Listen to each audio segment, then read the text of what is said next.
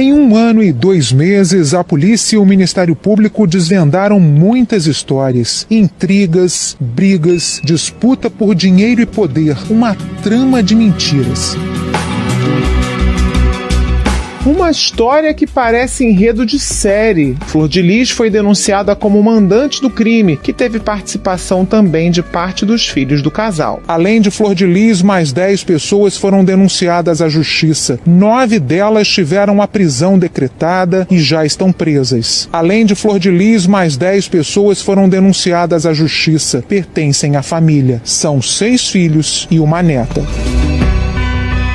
Anderson chegou à família como filho adotivo de Flor de Lis. Namorou a filha biológica dela, mas depois se casou com a parlamentar, 16 anos mais velha. No total, o casal teve 55 filhos, entre biológicos, adotivos e afetivos. A morte do pastor foi planejada por cerca de 8 meses. Período em que ele foi envenenado várias vezes, mas sobreviveu. A família deixou rastros na internet, que ajudaram a polícia a desvendar o crime. Trocas de mensagens e pesquisas na internet mostram que filhas da deputada federal e do pastor Anderson do Carmo procuraram maneiras de matar o pai. Nas buscas da pesquisa ali, por exemplo, tinha tipo de veneno e até matador de aluguel para assassinar o pastor. Como era o clima na família da deputada na época do crime? O que dizem testemunhas que viveram na casa? Como era a relação de Anderson e Flor de Lis? Ele nunca desconfiou das intenções da mulher?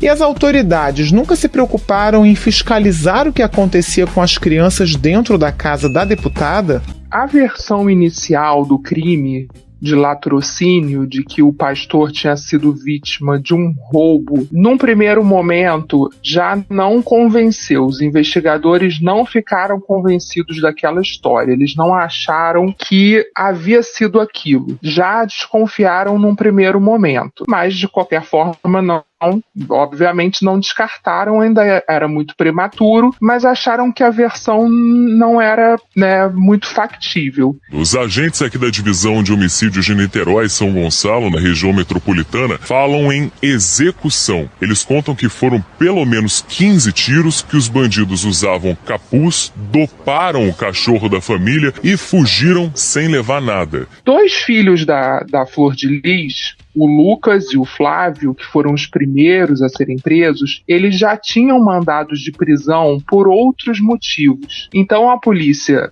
se aproveitou disso, entre aspas, usou isso a seu favor, prendeu os 2 e começou a trabalhar os 2 na delegacia, conversar, tentar colher deles informações. Mas realmente já havia uma desconfiança de que aquela versão não era condizente com a realidade. E no fim das contas, os 2 foram justamente os que estavam envolvidos diretamente com a execução. O Lucas, responsável por ajudar na compra da arma, e o Flávio por ter atirado no pastor.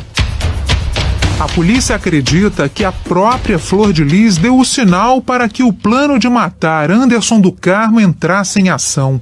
Às 3h03 da madrugada daquele domingo, ela mandou uma mensagem para a filha adotiva Marzi, que foi presa na segunda-feira.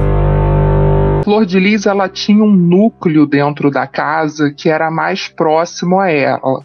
Eram filhos e netos que eram considerados preferidos, vistos como preferidos. Eles tinham regalias na casa, tinham acesso a uma despensa exclusiva, ganhavam mais presentes, dinheiro. Então era um núcleo que incluía os 3 filhos biológicos dela, que era mais próximo a ela e tinha essas regalias. Os outros filhos, principalmente os que não estavam nesse grupo, não gostavam obviamente não gostavam dessa situação, era alvo de muita reclamação, de muitas intrigas dentro da casa. O pastor, ele sempre teve uma postura de não gostar dessa diferenciação que a Flor de Lis fazia. E ele sempre buscava que o tratamento fosse igual, que todos trabalhassem, que todos tivessem os mesmos direitos ali dentro. Então já havia essa ruptura, uma ruptura que se tornou ainda maior depois da morte do pastor, porque alguns continuaram ao lado dela, até por estarem envolvidos no caso. Outros que não estavam e não concordaram saíram, perderam contato, mas antes mesmo do crime já havia essa ruptura dentro da casa, intrigas dentro da casa. Carol, e como é que era a relação da Flor de Lis com o Anderson? Por que ele virou um problema para ela? Porque não aparentava ser um casal em crise propriamente, né? Eles, pelo menos nas aparências, num primeiro momento, pessoas com as quais eu conversei diziam que o Anderson era muito apaixonado e que ela parecia ter um bom relacionamento com ele. Isso era o que parecia. Mas o Anderson, ele tinha um temperamento muito forte, ele era uma pessoa centralizadora, então ele tinha... ele cuidava, por exemplo, das finanças, do dinheiro da família, então tudo passava pelas mãos dele, e isso começou a desagradar. Por outro lado, ele também interferia muito na vida política, artística dela, ele gostava de tomar as decisões, e depois que ela foi eleita, talvez ela tenha começado a se sentir mais empoderada, afinal de contas, ela foi eleita deputada, e ela começou a bater mais de frente com ele e discordar, mas as diretrizes na vida dela eram sempre dadas por ele. E isso causou um desconforto cada vez maior, né? E as investigações indicam que quando o grupo liderado por ela, viu que não precisava mais do pastor, porque ele foi uma figura importante nessa ascensão dela, mas quando não precisavam mais, o pastor foi descartado. Nessa rede de intrigas dentro da casa, naturalmente havia também um grupo de filhos mais próximo ao próprio Anderson. E aí há os relatos de tentativas de envenenamento por um longo período e tudo mais. O Anderson, de alguma forma, não sabia que corria risco dentro de casa? Sim, eles dizem que alertaram, que chegaram a conversar com o Anderson, mas o Anderson tinha uma paixão muito forte pela Flor de Lis, ele realmente era apaixonado por ela, cegamente apaixonado, e ele não acreditava no que diziam para ele, porque a Flor de Lis não fazia questão de esconder das pessoas da casa o descontentamento dela com as coisas que estavam acontecendo e a vontade dela de se livrar dele, né? Isso fica claro nos depoimentos, mas o Anderson, ele não acreditava. Para ele,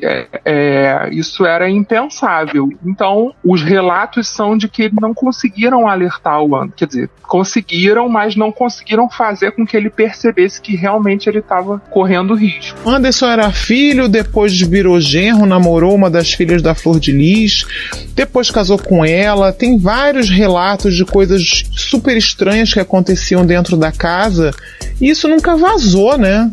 O que acontecia ali dentro? As relações ali dentro são difíceis de serem compreendidas. Essa conta, esses 55 filhos, eu já tentei inúmeras vezes chegar a fazer uma lista de quem são esses 55 filhos, mas ninguém da família, pessoas da família, não conseguem me dizer quem são, porque muito, como você falou, muita gente passou, tem casos de pessoas que crianças, adolescentes, que as adoções chegaram a ser concedidas pela justiça e a pessoa voltou atrás, não quero, voltou a morar com a família biológica, tem de tudo, mas ali além dessas situações de pessoas que foram para casa, saíram, tem as relações ali dentro, como você falou, tem filhos afetivos casados entre si, tem uma filha biológica da Flor de Lis que foi casada com um filho afetivo, e eles registraram uma neta adotada. É realmente uma grande confusão. Agora, tudo isso acabou sendo exposto depois da morte do pastor. Isso era tudo velado, ninguém sabia dessas relações muito esquisitas, como você falou, dentro da casa. E isso acabou sendo revelado só depois da morte do pastor, né? Problemas com a adoção, ela que foi eleita com a bandeira da desburocratização da adoção no Brasil. Precisamos acabar com essa burocracia. Nós precisamos acelerar esse processo de adoção. Na verdade, a gente descobriu histórias de crianças que ela nunca adotou. Ela simplesmente registrou no nome dela. Então, muitas coisas vieram à tona depois desse crime. Agora, Carol, você está observando, acompanhando esse caso há mais de um ano. E a Polícia Civil também fez esse trabalho bastante intenso. Qual é o perfil da Flor de Lis? O que a gente pode dizer? Como ela se comporta? Como comportava antes do crime e depois do crime? A Flor de Lis, ela é descrita como uma mulher muito sedutora, convincente. Pessoas que acreditaram nela a vida toda dizem que ela era muito assertiva. Ela realmente tem um poder de convencimento enorme. E foi dessa forma que ela conseguiu fazer com que tantas pessoas acreditassem na história dela. Isso, mesmo as pessoas que viviam na casa, que foram filhos que passaram pela casa, dizem que era realmente assim como se ela fosse uma santidade. Ela tinha um poder imenso de fazer com que eles acreditassem naquilo e de que eles acreditassem que eles estavam envolvidos num projeto com um objetivo maior, né? Um objetivo de evangelização, uma coisa religiosa. E hoje, na verdade, eles veem que eles se sentem usados, muitos se sentem usados, perderam o contato com a família e veem que, na verdade, eles foram usados para que ela construísse essa imagem, conseguisse chegar ao poder, afinal de contas ela foi eleita deputada federal, e acham que foram enganados esse tempo todo, justamente com esse poder que ela tem de convencimento. Tem uma testemunha com a qual você conversou, que inclusive viveu na casa um tempo, e faz justamente esse relato, né, Carol? Não só de coisas que ele passou ali dentro da casa, mas dessa dificuldade depois de se desconectar, né? Isso, eu tive contato com essa testemunha pessoalmente e me chamou muita atenção o relato dele de que ele precisou fazer terapia depois que ele saiu da casa para se livrar, para se desintoxicar, como ele mesmo descreveu, de tudo que ele viveu naquela casa. Ele passou por rituais super tenebrosos na casa. Ele chegou, segundo o relato dele, né? Isso, ele disse que ele foi mantido num quarto sem alimentação, com uma roupa branca. Em determinado momento ele teve relação sexual com a Flor de Lis, viu, segundo ele, o pastor pedindo autorização também para ter relações com uma filha da casa. Então ele viveu, mas ele disse que ele era muito encantado com aquilo, como se ele tivesse sido hipnotizado mesmo. E ele precisou realmente passar por uma desintoxicação para se livrar daquilo, porque ele tinha medo. Ele, ao mesmo tempo que ele era encantado, de acordo com as palavras dele, ele também tinha medo, era um temor, porque isso é uma coisa que até pouco tempo as pessoas falam que até hoje, né, tinham medo da Flor de Lis. Ela, ao mesmo tempo que ela encantava, ela amedrontava. Então, isso também ajudou com que muitas coisas ficassem escondidas esse tempo todo. Agora, Carol, em paralelo, a gente tem a questão da igreja, né? E também a questão do dinheiro. O que ela construiu nesse período, ela com o Anderson ou sem o Anderson? Como é que ela sustentava essa família? O quanto que esse império, ou houve um império que foi criado no entorno dela?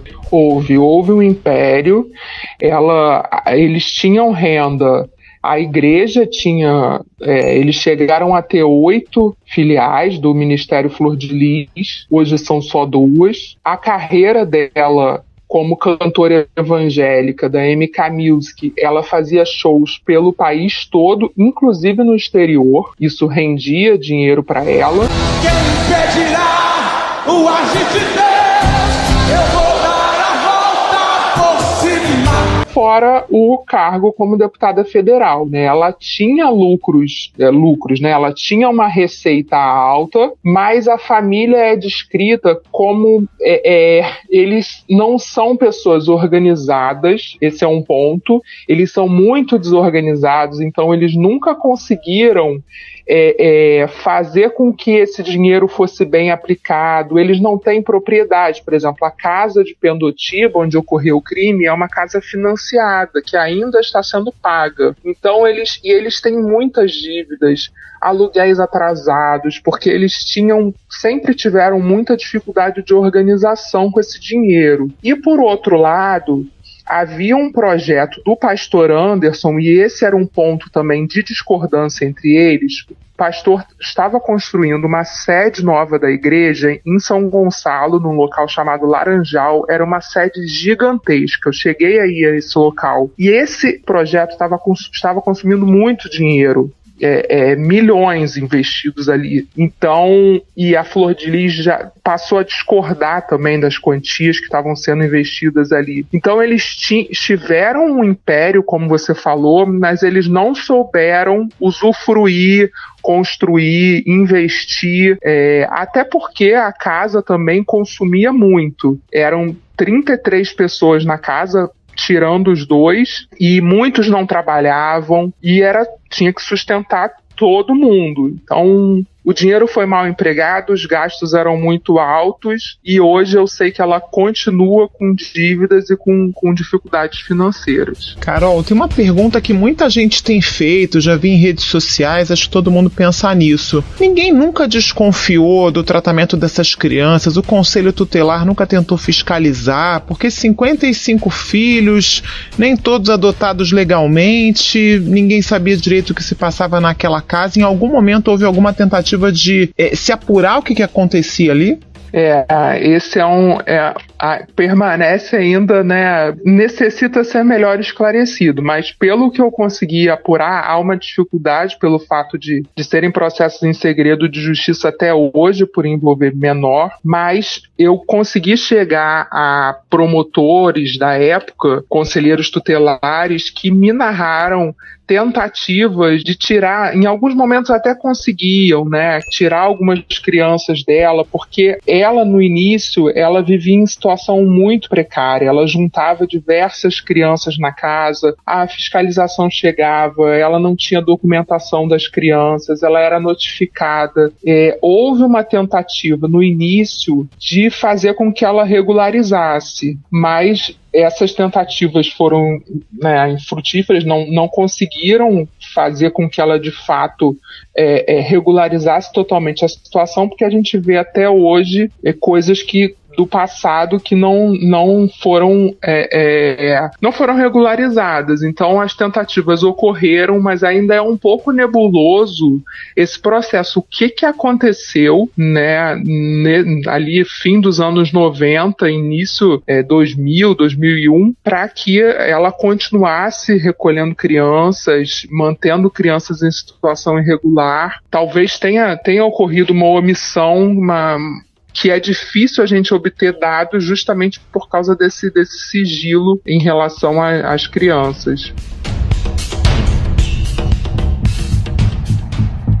depois do seu indiciamento, denúncia, ela, durante esse tempo da investigação, mais de um ano de investigação, ela sempre se pronunciava, se dizia inocente, fazia postagens quando a morte do marido completava 1 mês, 2 meses, 3 meses, ela sempre fazia postagens, Dia dos Namorados. Eu preciso da resposta, eu preciso do motivo, e se foi um dos meus filhos, eu quero que eles sejam punidos, eu quero justiça pelo que aconteceu ao meu marido. Eu que acompanho a história, vejo que no início, quando ela ainda não estava indiciada, havia ainda um grupo que defendia ela e brigava com um grupo que era contrário. Agora tá difícil encontrar alguém que ainda defenda ela, né? Carol, conta um pouquinho do bastidor dessa cobertura, porque é um caso tão inacreditável, né? E acho que as pessoas ficaram muito tempo acompanhando ele meio de longe, juntando peças. Agora que a denúncia foi feita, acho que a gente tem uma visão mais completa. Como é que foi esse trabalho de apuração? Foi difícil juntar essas peças todas? Olha, eu acho que foi um dos trabalhos mais desafiadores, até pela complexidade da família, né, das frentes, a igreja, as adoções, o mandato em si. Então sempre foi, ainda é um grande desafio, porque são muitas frentes a serem atacadas, são muitas histórias. Cada caso ali, né, tem casos de crianças que aquele caso por si só valeria matérias e mais matérias. Então foi muito desafiador. Houve no início